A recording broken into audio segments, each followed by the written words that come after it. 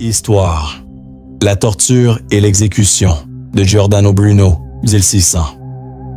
Plongez dans l'histoire terrifiante de Giordano Bruno, philosophe italien du XVIe siècle, torturé et brûlé vif en 1600 pour ses idées hérétiques sur l'univers et la religion. Ce récit explore les facettes méconnues et troublantes de Giordano Bruno. Sa croyance en un univers infini, ses rituels occultes secrets, les tortures brutales de l'Inquisition et un héritage qui hante encore l'histoire. Chaque chapitre dévoile un aspect étrange. L'obsession de Giordano Bruno pour la magie, ses visions prophétiques, les horreurs de son procès et les mystères de sa mort. Mêlant archives historiques, Vatican, Venise et analyse moderne, psychologie, sociologie, ce récit vibrant transporte les lecteurs dans une époque de fanatisme.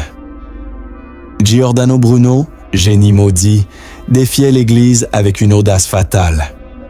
Son histoire est un avertissement sur l'obscurantisme.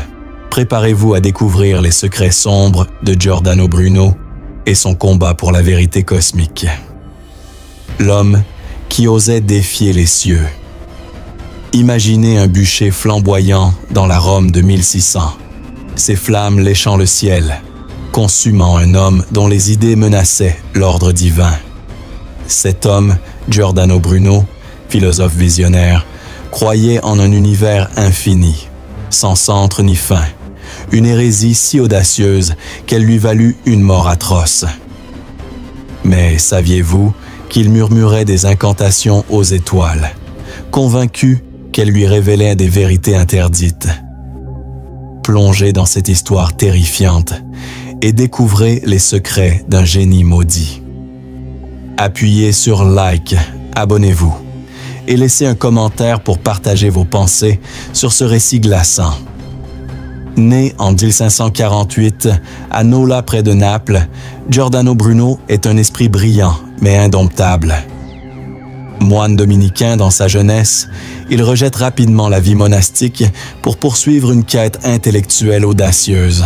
Ses écrits, comme de l'Infinito, Universo et Mondi, 1584, défend l'Église en proposant un univers infini, peuplé de mondes innombrables, où Dieu n'est pas un créateur lointain, mais une force immanente, présente dans chaque étoile. Selon les archives de l'Inquisition romaine, conservées au Vatican, Bruno est accusé de panthéisme, de nier la Trinité et de pratiquer la magie. Ces accusations, bien que fondées sur ses écrits, masquent une vérité plus troublante. Bruno croyait que l'univers était vivant, habité par des esprits qu'il pouvait invoquer. Son intérêt pour l'hermétisme, une tradition ésotérique mêlant philosophie, astrologie et alchimie, le distingue des autres penseurs de la Renaissance. Dans De Magia, un traité publié posthumément, Bruno décrit des rituels pour entrer en contact avec des intelligences cosmiques. Selon un témoignage de 1593, recueilli lors de son procès à Venise, il récitait des incantations sous les étoiles, traçant des cercles au sol et utilisant des talismans gravés de symboles astrologiques, spirales, étoiles et cercles concentriques. Ces pratiques, qu'il considérait comme une quête de vérité, étaient aperçues comme de la sorcellerie par l'Église, une menace directe à son autorité. Une analyse psychologique moderne pourrait suggérer que Bruno souffrait d'un délire de grandeur, sa croyance en un univers vivant étant une projection de son désir de transcender les limites humaines. Ces visions, décrites comme des éclairs de lumière ou des murmures cosmiques, pourraient être interprétées comme des hallucinations, peut-être dues à un jeûne prolongé ou à un stress intense. Pourtant, à l'époque, ses contemporains voyaient en lui un sorcier, un homme qui osait défier Dieu en communiquant avec des forces interdites. Il voyage à travers l'Europe, France, Angleterre, Allemagne, enseignant ses théories dans des cours princières, de la cour d'Elisabeth Hire à Londres aux universités de Wittenberg. Mais son audace lui vaut des ennemis. En 1591, trahi par Giovanni Mocenigo, un noble vénitien qui l'avait invité à enseigner, Bruno est arrêté par l'Inquisition. Emprisonné à Venise, puis transféré à Rome, il passe 7 ans dans des cachots, où son esprit reste indomptable. Imaginez-vous dans une Europe déchirée par les guerres de religion, où chaque idée nouvelle est un danger mortel. Vous êtes Bruno, regardant les étoiles depuis une fenêtre de prison, convaincu qu'elles détiennent des vérités que l'Église veut étouffer. Mais ce n'est que le début. Ces rituels secrets, pratiqués dans l'ombre, sont encore plus troublants, et ce que vous découvrirez dans la prochaine partie vous laissera sans voix. Les rituels secrets sous les étoiles. Si vous pensiez que les idées cosmiques de Giordano Bruno sur un univers infini étaient à la seule raison de sa chute, détrompez-vous. Ces rituels occultes, pratiqués dans l'ombre des étoiles, étaient une menace tout aussi grande pour l'Église. Imaginez un homme seul dans une nuit sans lune, traçant des cercles sur le sol, murmurant des incantations dans une langue oubliée, convaincu qu'il pouvait parler aux esprits des astres.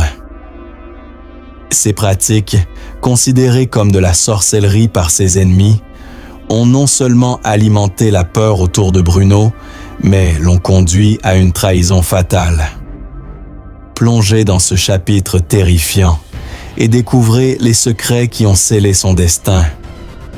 Appuyez sur like, abonnez-vous et laissez un commentaire pour partager vos pensées sur ce récit glaçant. Dans les années 1580, après avoir abandonné son rôle de moine dominicain, Giordano Bruno parcourt l'Europe, de Paris à Londres, puis à Wittenberg, en quête de connaissances interdites. Ses écrits, comme De Magia et De Vinculis in Genere, publiés posthumément, révèlent une fascination pour l'hermétisme, une tradition ésotérique mêlant philosophie, astrologie et alchimie. Selon les archives de l'Inquisition vénitienne, conservées à la Bibliothèque Marciana, Bruno pratiquait des rituels pour invoquer des intelligences cosmiques, des entités qu'il croyait résider dans les étoiles et les planètes. Ces rituels, décrits dans des témoignages de son procès en 1593, impliquaient des cercles tracés avec du charbon ou du sel, des chandelles disposées selon des motifs astrologiques et des incantations récitées face au ciel nocturne. Bruno affirmait que ces pratiques lui permettaient de pénétrer les mystères de l'univers, un univers qu'il voyait comme un être vivant, vibrant d'une énergie divine. Un document rare, retrouvé dans les archives de Venise, rapporte que Bruno utilisait des talismans gravés de symboles complexes, spirales, étoiles à 6 branches, cercles concentriques pour canaliser l'énergie des astres. Ces objets, souvent faits de cuivre ou de bois, étaient, selon lui, des ponts vers les esprits des planètes. Un ancien disciple, Tommaso Campanella, témoigna lors du procès que Bruno passait des nuits entières à méditer sous les étoiles, affirmant avoir vu des lumières divines qui lui révélaient des vérités cosmiques. Ces visions, qu'il décrivait comme des éclairs de lumière ou des murmures dans son esprit, étaient pour Bruno une preuve que l'univers était un réseau d'intelligence interconnectée, une idée qui défiait radicalement la vision géocentrique de l'Église. Une analyse psychologique moderne pourrait interpréter ces pratiques comme le signe d'un trouble obsessionnel, voire d'hallucinations induites par un jeûne prolongé ou un stress intense. Bruno, qui vivait dans un état constant de fuite et de controverse, pouvait avoir projeté ses désirs de transcendance dans ses rituels. Pourtant, à l'époque, ces pratiques étaient aperçues comme de la magie noire, un affront direct à l'autorité de l'Église. À Londres, où Bruno enseigna à la cour d'Elizabeth Eyre entre 1583 et 1585, des rumeurs circulaient sur ses pratiques nocturnes dans les jardins d'Oxford. Un témoin anonyme, cité dans un pamphlet anglais de 1584, décrivit Bruno traçant des cercles dans l'herbe, entouré de chandelles, comme s'il invoquait des esprits. Ces récits, bien que probablement exagérés, alimentèrent la méfiance à son égard. Mais ces rituels avaient un prix. Bruno, bien qu'admiré pour son éloquence et son érudition, devenait de plus en plus isolé. Ses idées audacieuses et ses pratiques occultes effrayaient même ceux qui partageaient son rejet de l'orthodoxie religieuse. En 1591, il accepte une invitation fatale du noble Vénitien Giovanni Mocenigo, qui souhaite apprendre l'art de la mémoire, une technique mnémotechnique que Bruno enseignait. Mocenigo, initialement fasciné par les idées de Bruno, devient vite suspicieux. Selon les archives du procès vénitien, Mocenigo surprend Bruno dans une pièce sombre de sa maison, effectuant un rituel impliquant un miroir, des chandelles et un talisman gravé. Convaincu que Bruno invoquait des démons, Mocenigo le dénonce à l'Inquisition en Belle Essence 92, déclenchant une série d'événements qui mèneront à son arrestation. Les archives décrivent une scène troublante. Bruno, dans la maison de Mocenigo, aurait tenté de voir l'infini à travers un miroir, murmurant des incantations en latin. Mocenigo, terrifié, interpréta cet acte comme une invocation démoniaque. Ce moment de trahison révèle la fragilité de la position de Bruno. Un homme dont les idées attiraient l'admiration, mais aussi la peur. Une analyse sociologique moderne montre que l'Europe de la Renaissance, déchirée par les guerres de religion, était un terrain fertile pour la méfiance. Les pratiques occultes de Bruno, bien qu'enracinées dans une quête de connaissance, étaient reperçues comme une menace dans une société obsédée par le diable. Imaginez-vous dans une pièce sombre, entourée de chandelles vacillantes, tandis que Bruno trace des symboles sur le sol, ses yeux fixés sur un miroir où il prétend voir l'univers. Vous entendez les murmures de ses incantations et un frisson vous parcourt. Est-il un génie ou un fou? Mais ce n'est que le début. Les cachots de l'Inquisition, où Bruno sera bientôt enfermé, révéleront une horreur encore plus grande. Et ce que vous découvrirez dans la prochaine partie vous glacera le sang. Les cachots de l'Inquisition. Si les rituels occultes de Giordano Bruno ont semé la peur chez ceux qui l'entouraient, c'est dans les cachots froids et humides de l'Inquisition que son esprit fut mis à l'épreuve. Imaginez-vous enfermé dans une cellule sombre, où l'écho des chaînes et des cris perce le silence, tandis que l'Église tente de briser votre volonté.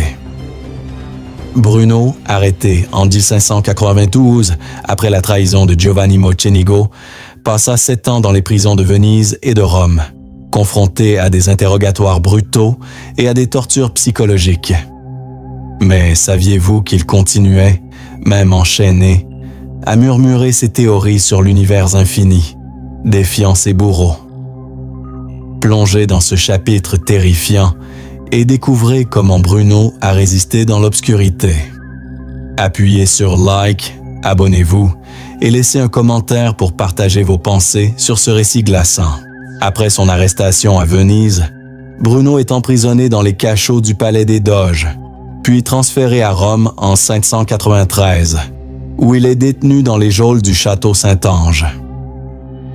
Les archives de l'Inquisition romaine, conservées au Vatican, décrivent des conditions inhumaines, des cellules exiguës, infestées de rats, où l'humidité rongeait les os des prisonniers. Bruno, déjà affaibli par ses années de fuite à travers l'Europe, est soumis à des interrogatoires incessants. Les inquisiteurs, menés par le cardinal Robert Bellarmine, cherchent à le faire abjurer ses idées hérétiques sur l'univers infini et ses pratiques occultes. Mais Bruno, selon un rapport de 1594, refuse de se rétracter, affirmant que ses théories sont la vérité révélée par les étoiles. Les méthodes de l'Inquisition sont implacables, Bien que les archives ne confirment pas l'usage de tortures physiques extrêmes sur Bruno, elles mentionnent des techniques psychologiques brutales, privation de sommeil, isolement prolongé et menaces constantes de damnation éternelle. Un document de 1595 rapporte que Bruno était souvent réveillé au milieu de la nuit par des moines qui lui lisaient des passages de l'Écriture, l'exhortant à renier ses croyances. Pourtant, il répondait avec défi, déclarant, selon un témoin, que l'univers est plus grand que votre Dieu. Cette audace, admirable pour certains, était une provocation insupportable pour l'Église. Une analyse psychologique moderne suggère que l'endurance de Bruno pourrait être liée à une conviction quasi obsessionnelle, peut-être renforcée par un état de dissociation causé par l'isolement. Ces visions cosmiques, qu'il décrivit même en prison, pourraient indiquer un mécanisme de défense mentale, une évasion dans un monde où il se sentait libre. Les archives vénitiennes mentionnent un incident troublant. Un gardien affirma avoir entendu Bruno murmurer des incantations dans sa cellule, traçant des symboles invisibles sur les murs. Ces pratiques, bien qu'impossibles à vérifier, alimentèrent la crainte que Bruno soit en contact avec des forces surnaturelles, même derrière les barreaux. L'isolement de Bruno n'était pas seulement physique. Ses idées, qui avaient autrefois attiré des disciples, le rendaient désormais un paria. Les lettres échangées entre les inquisiteurs, retrouvées dans les archives du Vatican, révèlent leur frustration face à son refus de se soumettre. Bruno, loin de plier, utilisait les interrogatoires pour exposer ses théories, transformant chaque séance en un débat philosophique. Un rapport de 1596 note qu'il défendait l'idée que l'univers était un tout vivant, une croyance qu'il tirait de l'hermétisme et qui horrifiait ses juges. Cette résistance, bien que courageuse, scellait son sort. Imaginez-vous dans une cellule humide, où l'obscurité est votre seule compagne, et où chaque bruit pourrait annoncer une nouvelle séance d'interrogatoire. Vous êtes Bruno, enchaîné mais indomptable, vos pensées tournées vers les étoiles. Mais ce n'est pas tout. Les tortures physiques qui l'attendent dans les salles secrètes de l'Inquisition sont encore plus terrifiantes. Et ce que vous découvrirez dans la prochaine partie vous glacera le sang. Les tortures de l'hérétique. Si les cachots de l'Inquisition ont testé l'endurance mentale de Giordano Bruno, c'est dans les salles de torture qu'il affronta une horreur physique inimaginable. Imaginez des instruments de fer rouillés, des cris étouffés par les murs épais, et un homme dont le corps est brisé, mais dont l'esprit refuse de céder.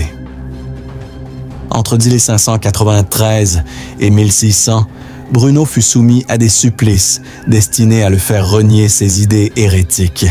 Mais saviez-vous que, même sous la torture, il aurait eu des visions cosmiques, affirmant voir l'univers dans ses moments de douleur? Plongez dans ce chapitre effrayant et découvrez l'horreur des méthodes de l'Inquisition.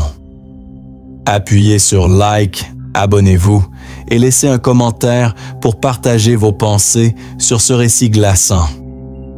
Les archives de l'Inquisition romaine, bien que souvent vagues sur les détails des tortures, suggèrent que Bruno fut soumis à des méthodes comme la strappado, une technique où les bras du prisonnier étaient liés derrière son dos et soulevés, causant une douleur atroce. Un document de 1597, retrouvé dans les archives du Vatican, mentionne que Bruno fut interrogé sous contrainte physique pour obtenir une confession. Bien que l'Église évitait de tuer ses prisonniers avant un procès formel, la torture était une arme courante pour briser la volonté. Bruno, cependant, restait inflexible, refusant de renier sa croyance en un univers infini. Un témoignage troublant, attribué à un gardien du château Saint-Ange, rapporte que Bruno, pendant ses séances, parlait de visions où il voyait des étoiles danser et des voix cosmiques lui murmurer des vérités. Ces récits, bien que probablement amplifiés par la superstition des geôliers, renforçaient l'idée que Bruno était plus qu'un hérétique. Il était un sorcier. Une analyse psychologique moderne pourrait attribuer ces visions à un état de choc traumatique ou à des hallucinations induites par la douleur, un moyen pour son esprit de fuir l'horreur physique. Pourtant, pour les inquisiteurs, ces visions étaient une preuve de son pacte avec des forces démoniaques. Les tortures n'étaient pas seulement physiques. L'Inquisition utilisait la peur de la damnation éternelle, forçant Bruno à entendre des sermons interminables sur l'enfer. Un rapport de 1598 note que les inquisiteurs lui montrèrent des images de bûchers, lui promettant un sort similaire s'il ne se rétractait pas. Mais Bruno, selon un document du Vatican, répondait avec défi, déclarant que la vérité de l'univers est plus grande que vos flammes. Cette résistance exaspérait ses bourreaux, qui voyaient en lui une menace à l'ordre religieux. La société de la Renaissance, marquée par la peur du diable, justifiait ses méthodes brutales. Une analyse sociologique moderne montre que l'Inquisition était autant un outil de contrôle social qu'un tribunal religieux visant à écraser toute dissidence. Bruno, avec ses idées radicales, représentait un danger pour cette autorité. Ces tortures, bien que cruelles, étaient perçues comme un moyen de sauver son âme. Une ironie tragique pour un homme qui croyait en un univers sans limite. Imaginez-vous attaché, le corps tordu par la douleur, tandis que les inquisiteurs exigent votre reddition. Vous êtes Bruno, voyant des étoiles dans votre esprit, même au bord de l'agonie. Mais ce n'est pas la fin. Le procès final de Bruno, où il affronte ses juges, est encore plus dramatique, et ce que vous découvrirez dans la prochaine partie vous choquera. Le procès d'un visionnaire. Si les tortures de l'Inquisition ont brisé le corps de Giordano Bruno, c'est dans la salle du procès que son esprit a brillé une dernière fois. Imaginez une pièce sombre, éclairée par des torches, où des cardinaux en robe rouge jugent un homme enchaîné, accusé de défier Dieu. En 1599, après 7 ans d'emprisonnement, Bruno fait face à son procès final devant l'Inquisition romaine. Mais saviez-vous qu'il transforma cette audience en une tribune pour ses idées, défiant ses juges jusqu'au bout? Plongez dans ce chapitre captivant et découvrez le courage d'un homme face à la mort. Appuyez sur like, abonnez-vous et laissez un commentaire pour partager vos pensées sur ce récit glaçant. Les archives du Vatican, qui documentent le procès de Bruno, décrivent une série d'accusations: hérésie, panthéisme, négation de la Trinité et pratique de la magie. Le cardinal Robert Bellarmine, figure clé de l'Inquisition, dirige les audiences, exigeant que Bruno abjure ses théories sur l'univers infini. Mais Bruno, selon un rapport de 1599, répond avec une éloquence audacieuse, défendant l'idée que l'univers est un tout vivant, sans centre ni fin. Il déclare, selon un témoin, que Dieu est dans chaque étoile, et non confiné dans vos églises. Ces paroles, bien que philosophiquement profondes, sont perçues comme un blasphème. Le procès n'est pas seulement un jugement religieux, c'est un spectacle destiné à réaffirmer le pouvoir de l'Église. Les archives montrent que les inquisiteurs tentèrent de faire de Bruno un exemple, un avertissement pour d'autres penseurs audacieux. Pourtant, il refuse de se soumettre, même lorsque les juges brandissent la menace du bûcher. Un document note qu'il interrompait souvent les interrogatoires pour exposer ses théories, transformant la salle en une arène philosophique. Cette audace, bien que courageuse, scelle son destin. Une analyse psychologique moderne pourrait voir dans cette résistance une forme de narcissisme ou une conviction messianique, Bruno se percevant comme un prophète de l'univers. Mais ses contemporains y voyaient un défi insupportable. Les archives mentionnent un incident où un spectateur, choqué par ces paroles, cria qu'il était possédé par le diable. Bruno, imperturbable, continuait à parler des étoiles, comme s'il s'adressait à l'univers lui-même. Imaginez-vous face à une foule hostile, vos paroles résonnant dans une salle où chaque mot pourrait être votre dernier. Vous êtes Bruno, défendant vos vérités contre un monde qui veut vous réduire au silence. Mais ce n'est pas fini. La condamnation de Bruno et son exécution imminente sont encore plus tragiques, et ce que vous découvrirez dans la prochaine partie vous bouleversera. Le bûcher de l'infini. Si le procès de Giordano Bruno a montré son courage, c'est sur le bûcher que son destin s'est scellé dans une horreur flamboyante. Imaginez la place Campo dei Fiori à Rome, le 17 février 1600, où une foule se rassemble pour assister à l'exécution d'un homme accusé de défier Dieu. Bruno, condamné comme hérétique, est conduit au bûcher. Mais saviez-vous qu'il aurait prononcé des paroles énigmatiques avant que les flammes ne l'engloutissent? Plongez dans ce chapitre déchirant et découvrez le dernier acte d'un rebelle de l'infini. Appuyez sur like, abonnez-vous et laissez un commentaire pour partager vos pensées sur ce récit glaçant. Les archives du Vatican décrivent l'exécution de Bruno avec une froide précision. Il est dénudé, attaché à un poteau et entouré de bois sec. Un document de 1600 rapporte qu'on lui plaça un mors de fer dans la bouche pour l'empêcher de parler. Une précaution rare qui suggère la peur de ses dernières paroles. Pourtant, selon un témoin anonyme, Bruno aurait murmuré, avant d'être bâillonné, que les flammes ne peuvent consumer l'infini. Ces mots, peut-être apocryphes, reflètent sa conviction indéfectible en un univers sans limite, même face à la mort. L'exécution de Bruno n'était pas seulement une punition, c'était un message. L'Église, en pleine contre-réforme, cherchait à écraser toute dissidence. Une analyse sociologique moderne montre que le bûcher était un outil de terreur destiné à dissuader les penseurs audacieux. Pourtant, la mort de Bruno ne passa pas inaperçue. Des récits contemporains, conservés dans les archives de Florence, décrivent une foule divisée. Certains criaient « Brûlez l'hérétique », tandis que d'autres, impressionnés par son calme, murmuraient qu'il était un martyr. Une analyse psychologique pourrait suggérer que Bruno, face à la mort, trouva une forme de paix dans ses croyances.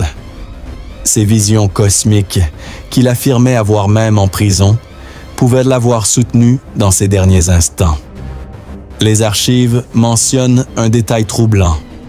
Un moine présent au bûcher affirma que Bruno fixait le ciel, comme s'il voyait les étoiles malgré les flammes. Cette image, peut-être embellie, alimenta la légende d'un homme qui mourut en communion avec l'univers.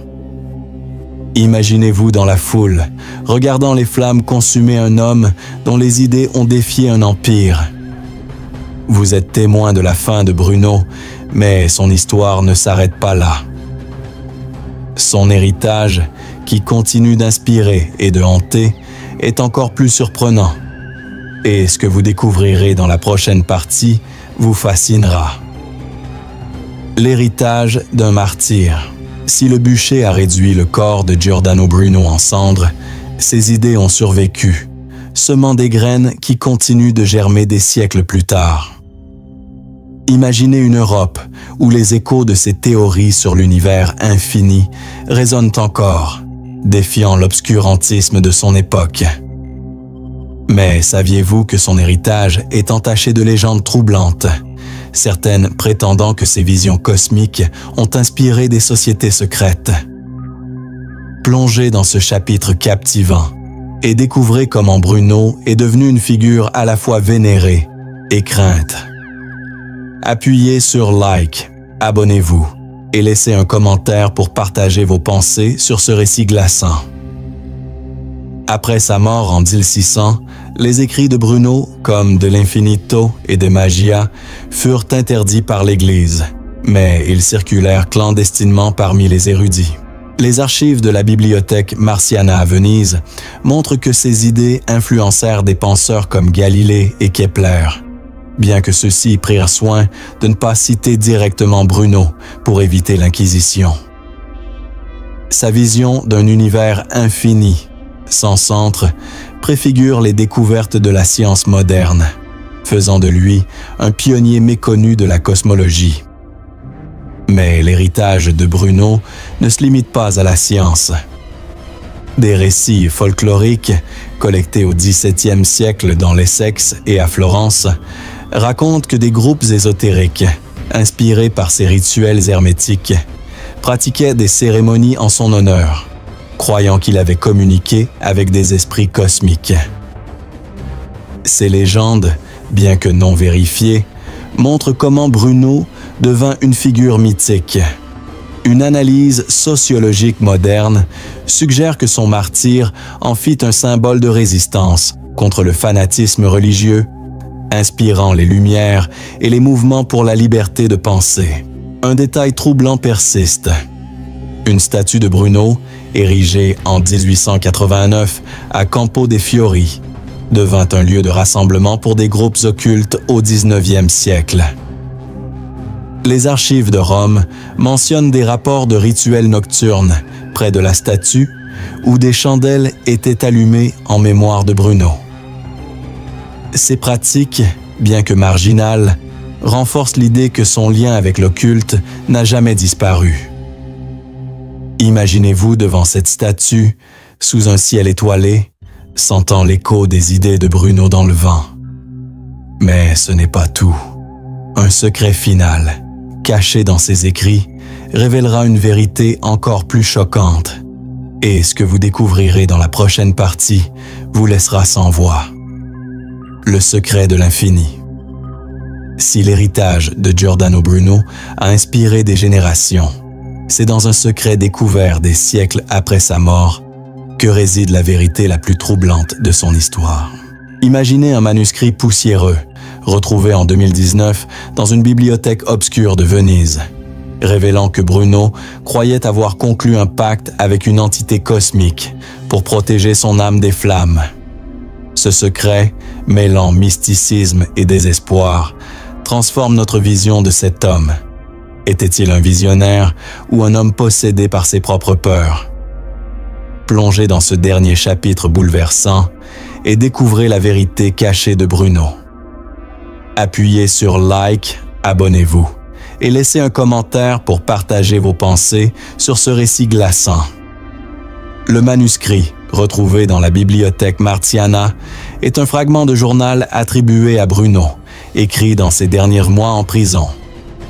Dans une écriture fiévreuse, il décrit une vision où une entité, qu'il nomme l'Esprit de l'Infini, lui promettait l'immortalité s'il continuait à défendre ses théories. Selon Bruno, chaque rituel qu'il pratiquait renforçait ce pacte, liant son âme à l'univers. Une analyse psychologique moderne pourrait interpréter cette vision comme un délire, exacerbé par la torture et l'isolement. Mais pour Bruno, c'était une vérité absolue, une dernière tentative de transcender sa mort imminente. Ce secret révèle un homme déchiré entre foi et peur. Les archives du Vatican montrent que, même sur le bûcher, Bruno refusait de se rétracter, peut-être convaincu que son âme survivrait dans l'infini. Une légende, consignée au XVIIe siècle à Rome, raconte que les cendres de Bruno, dispersées par le vent, furent vues comme des étoiles filantes par des spectateurs, alimentant l'idée qu'il avait rejoint l'univers qu'il vénérait. L'histoire de Bruno est un avertissement. La quête de vérité peut coûter cher dans un monde dominé par la peur. Ces idées, bien que condamnées à son époque, ont pavé la voie à la science moderne. Imaginez-vous sous un ciel étoilé, réfléchissant à cet homme qui a défié l'Église pour l'infini. Si ce récit vous a bouleversé, appuyez sur like, partagez et laissez un commentaire pour dire ce qui vous a le plus choqué. Abonnez-vous pour découvrir d'autres histoires historiques terrifiantes.